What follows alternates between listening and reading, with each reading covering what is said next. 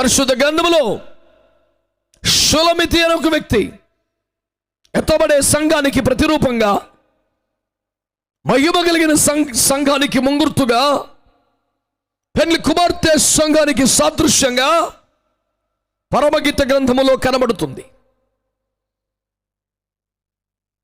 2వ అధ్యాయం 8వ వచనములో తాను మాట్లాడుతూ, అవసరం లేదు, యెరూషలేము కుమార్తెలారా, యెరూషలేము కుమార్తెలారా, ఇంకా హేళన చేయడం, నిందలు మోపడం, ఎగతాళి చేయడం, ప్రశ్నించడం, వ్యర్థంగా బతికేస్తున్నారు, కాలాన్ని పాడు చేసుకుంటున్నారు.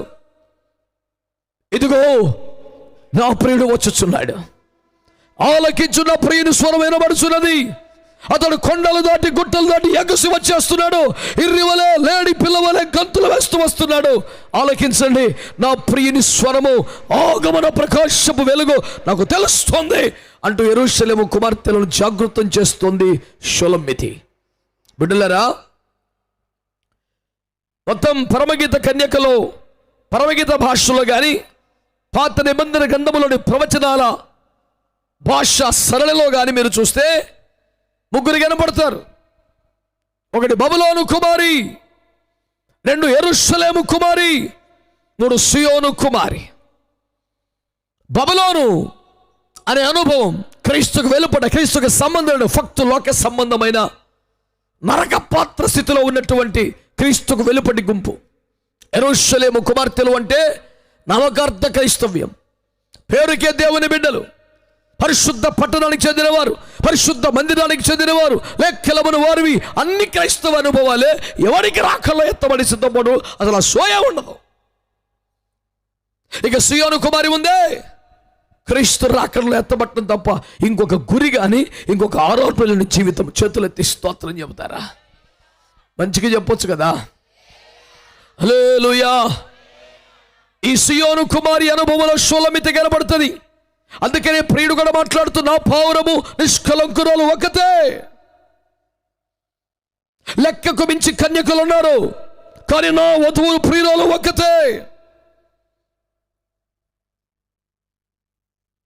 ఎగసు వెలుచున్న పక్షుల గుంపు కనబడుచున్నది, నా పావురం ఒకతే.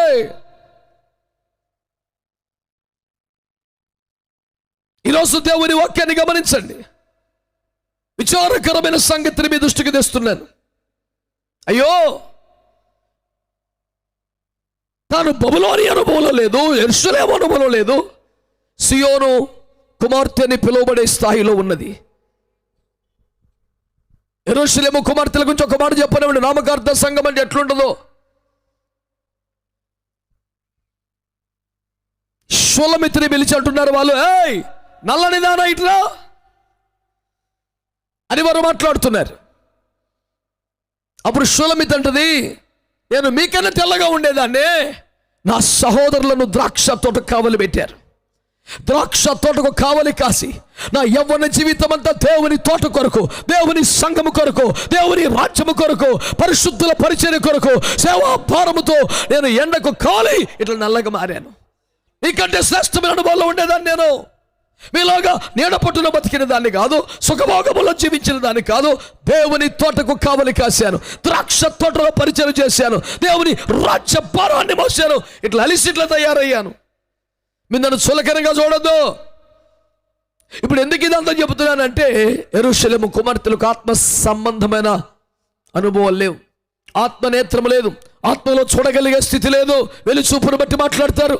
బయటికి కనపడే అందం, బయటికి కనపడే ఆభరణాలు, బయటికి కనపడే వస్త్రాలు, బయటికి కనపడే వస్తువులు, హోదా, దాన్ని బట్టి ఒక అంచనాకు వచ్చి మాట్లాడుతూ ఉంటారు.